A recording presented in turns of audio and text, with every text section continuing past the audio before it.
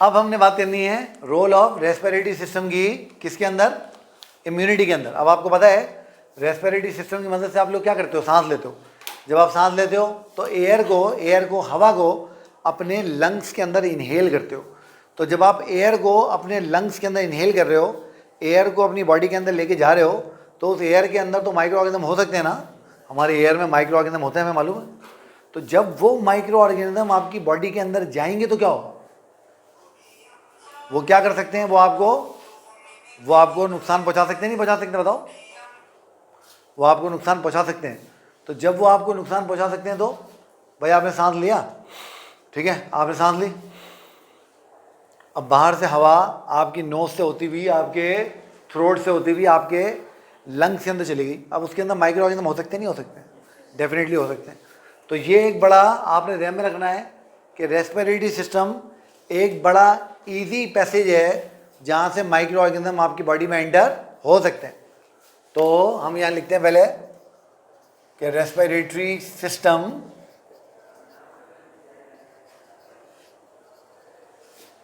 is an easy and usual way for entry of microorganisms in our body। तो ये हमारी body के अंदर जो माइक्रो ऑर्गेनिज्म है ना, उनकी एंट्री का एक बहुत कॉमन और एक बहुत यूजुअल वे, एक बहुत यूजुअल मेथड है। अच्छा, सवाल ये पैदा होता है कि जब ये इतना कॉमनली माइक्रो ऑर्गेनिज्म यहाँ से एंटर हो रहे हैं तो हम इतने फ्रीक्वेंटली बीमार तो नहीं होते, है ना? इसका मतलब ये हुआ कि कुछ ना कुछ यहाँ पर ऐसा मौजूद है जो कि उसको माइक्रो ऑर्गेनिज्म को टैकल कर रहा है, उनको काउंटर कर रहा है, उनको बॉडी के अंदर जाने से रोक रहा है। तो जो रेस्पिरेटरी सिस्टम है हमारा, respiratory pathway is equipped with different structures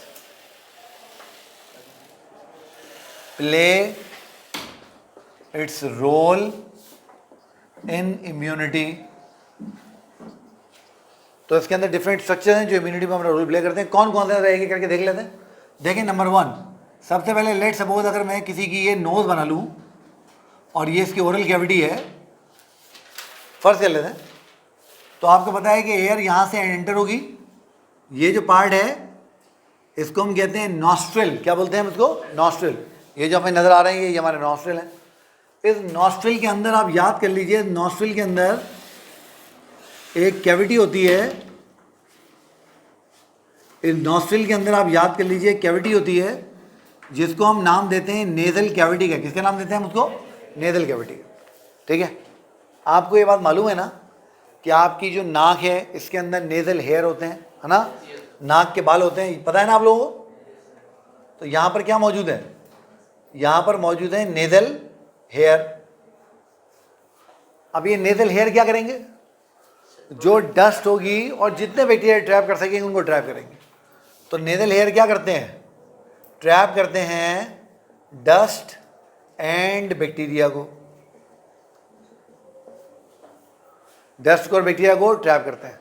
उसके अलावा हमारा जो रेस्पिरेटरी सिस्टम है ना, तो our respiratory system is lined with, हमारा जो रेस्पिरेटरी सिस्टम है उसको लाइन किया हुआ है किसने? एक स्पेशल टाइप के सेल्स के ग्रुप ने, जिसको हम कहते हैं विद सीलिएटेड एपिथीलियम। क्या बोलते हैं हम उसको? Ciliated epithelium. यानी अगर मैं सीलिएटेड एपिथीलियम बनाऊंगा तो वो कैसी बनेगी? देखो ऐसी बनेगी। यानी ये आपकी एक लेयर होती है जिसको हम कहते हैं बेसमेंट मेम्ब्रेन। वो क्या होती है अभी आपको छोड़ दीजिए। फिर इसके अंदर टॉल कॉलम्स की तरह के सेल होते हैं। इस तरह से इसमें टॉल कॉलम की तरह की सेल्स होते हैं, इसलिए कभी कभी इसको कॉलमनर एपिथीलियम भी बोलते हैं। क्या बोलते हैं इसको? Columnar epithelium. कॉलम्स की तरह, पिलर्स की तरह की एपिथीलियम। तो ये इसमें कॉलमनर एपिथीलियम होगी। ये कॉलमनर एपिथेलियम है, ये कॉलमनर एपिथेलियम के न्यूक्लिया, ये रहे सेल है ना, ये तो सेल के न्यूक्लिया होंगे, तो ये रहे इनके न्यूक्लिया है, और इनके साथ इस तरीके से प्रोजेक्शन लगी हुई होंगी जिनको हम कहते हैं सीलिया, जिनको हम क्या कहते हैं, जिनको हम कहते हैं सीलिया। क्या कहते हैं बेटा इनको हम सीलिया कहते हैं। अब चूंकि इधर सीलिया आ गया तो ये फिजिकल बैरियर हो गया ना, तो ये फिजिकल बैरियर का काम करेंगे। इसके साथ साथ इन सेल्स के दरमियान में स्पेशल सेल्स होते हैं जिनको हम कहते हैं गॉबलेट सेल्स। क्या बोलते हैं, गॉबलेट सेल। और गॉबलेट सेल क्या करते हैं, गॉबलेट सेल म्यूकस बनाते हैं। क्या बनाते हैं, म्यूकस। इसलिए हम गॉबलेट सेल्स को म्यूकस प्रोड्यूसिंग सेल्स भी कहते हैं। क्या कहते हैं इनको, म्यूकस प्रोड्यूसिंग सेल। तो ये कौन से सेल हो गए, ये वाले, ये हो गई आपकी सीलिएटेड कॉलमनर एपिथेलियम। ये क्या हो गई आपकी, सीलिएटेड कॉलमनर एपिथेलियम। ये क्या हो गए हमारे, ये हो गए हमारे सीलिया। और ये क्या हो गए, ये हो गए हमारे गॉबलेट सेल। क्या होगा बेटा, गॉबलेट सेल का दूसरा नाम क्या है, म्यूकस सिक्रीटिंग सेल, यानी म्यूकस बनाने वाले सेल्स। तो ये म्यूकस बनाने वाले सेल है ना, तो ये क्या बनाएंगे, म्यूकस बनाएंगे। और ये म्यूकस पूरी इसके ऊपर इस तरीके से एक लेयर बना लेगी, जैसे ये म्यूकस डाइजेस्टिव सिस्टम में लेयर बना रही थी ना, बिल्कुल वैसे म्यूकस पूरी एक लेयर बना लेगी। तो ये हो गया लेयर ऑफ म्यूकस। ये किसकी लेयर हो गई, ये म्यूकस की लेयर हो गई। अब आप लोगों ने ध्यान में रखना है कि ये जो स्ट्रक्चर मैंने बनाया है, ये स्ट्रक्चर हमारे पूरे रेस्पिरेटरी सिस्टम में मौजूद है। तो line with ciliated epithelium, ciliated epithelium के बीच में और क्या होगा, ciliated epithelium also house goblet cells. Ciliated epithelium और किसको जगह देती है, घर देती है, गॉबलेट सेल्स को। और गॉबलेट सेल्स क्या करते हैं, goblet cells produce mucus. Goblet cell क्या प्रोड्यूस करते हैं बेटा, गॉबलेट सेल म्यूकस प्रोड्यूस करते हैं। ठीक है, वही म्यूकस जो हमने डाइजेस्टिव सिस्टम में पढ़ा था। तो म्यूकस क्या करेगा, डस्ट को ट्रैप करेगा, बैक्टीरिया को ट्रैप करेगा। उसके साथ उसमें और क्या थे, डिफरेंट केमिकल थे जो बैक्टीरिया की ग्रोथ को रोकेंगे, जहां जरूरत पड़ेगी बैक्टीरिया को मार भी देंगे। ठीक है, अच्छा, अब जो म्यूकस होता है वो क्या करता है, म्यूकस ट्रैप करता है डस्ट को एंड बैक्टीरिया को। म्यूकस किसको ट्रैप करता है, डस्ट को और बैक्टीरिया को। फिर जब ये डस्ट और बैक्टीरिया को ट्रैप कर लेता है तो ये जो सीलिया है ना, ये सीलिया मूव करते हैं, और मूव करके म्यूकस को कहाँ मूव करते हैं, माउथ की तरफ। कहाँ मूव करते हैं, तो when trapped bacteria and dust in mucus will move towards mouth through ciliated epithelium, cilia. तो अब वो जो सीलिया मौजूद है, वो सीलिया क्या करेंगे, वो उस म्यूकस को जिसमें डस्ट और बैक्टीरिया ट्रैप हो गए उसे कहाँ मूव करवाएंगे, उसको मूव करवाएंगे कहाँ पर, माउथ की तरफ। कहाँ मूव करवाएंगे बेटा, माउथ की तरफ, क्योंकि ये तो नीचे से आ रहा है ना, लंग्स तो हमारे नीचे हैं। तो यहाँ से वो सीलिया उसको मूव करवाते करवाते करवाते करवाते कहाँ लाएंगे, सांस की नाली में, ट्रेकिया में। ट्रेकिया से फिर कहाँ आएगा, ऊपर हमारे माउथ की तरफ। जब वो हमारे माउथ तक आ जाएगा तो फिर क्या होगा,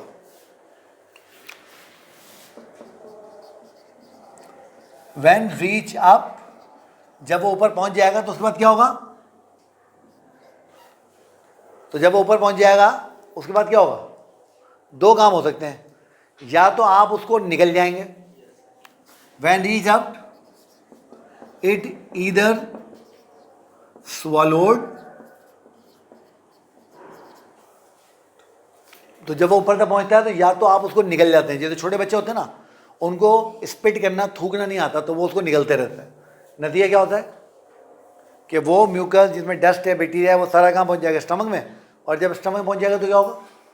स्टमक में HCl है, एंजाइम है, फिर पायर पैच है, फिर अपेंडिक्स है, फिर पेरिस्टाल्सिस हो रही है, वो सारा उसको न्यूट्रलाइज करके उसको एक तरफ कर देगा, फारिग कर देगा ना। दूसरा उससे आसान तरीका क्या है? तो इधर स्वॉलोड और स्पिटेड आउट फ्रॉम आवर थ्रोट। दूसरा तरीका क्या है कि अगर आप इसको सॉलो नहीं करना चाह रहे तो आप क्या करते हैं, जैसे ही वो आपको इस जगह पे महसूस होता है तो आप क्या करते हैं इस तरह से करते हैं, और वो जो स्प्यूटम होता है जिसको बलगम अपन बोलते हैं, वो अपन उसको अपनी बॉडी से बाहर थूक देते हैं। तो बेसिकली वो जो स्प्यूटम होता है, वो जो बलगम होता है, वो क्या होता है? वो बेसिकली वो म्यूकस है जिसके अंदर डस्ट और बैक्टीरिया ट्रैप हुए हुए, जिसके अंदर डस्ट और बैक्टीरिया ट्रैप हुए हुए। ठीक है, तो या तो उसको निगल जाएंगे तो भी ठीक है, वो डाइजेस्टिव सिस्टम उसका काम उतार देगा, और अगर निकलेंगे नहीं, थूक देंगे तो भी ठीक है, वो आपकी बॉडी से बाहर निकल जाएगा। मगर अब यहाँ पर आ जाएगा सोशल इशू कि जब उसको थूकेंगे तो किसी ऐसी जगह थूकेंगे जहाँ से वो डिस्पोज हो जाए, है ना। सबसे आसान तरीका क्या है?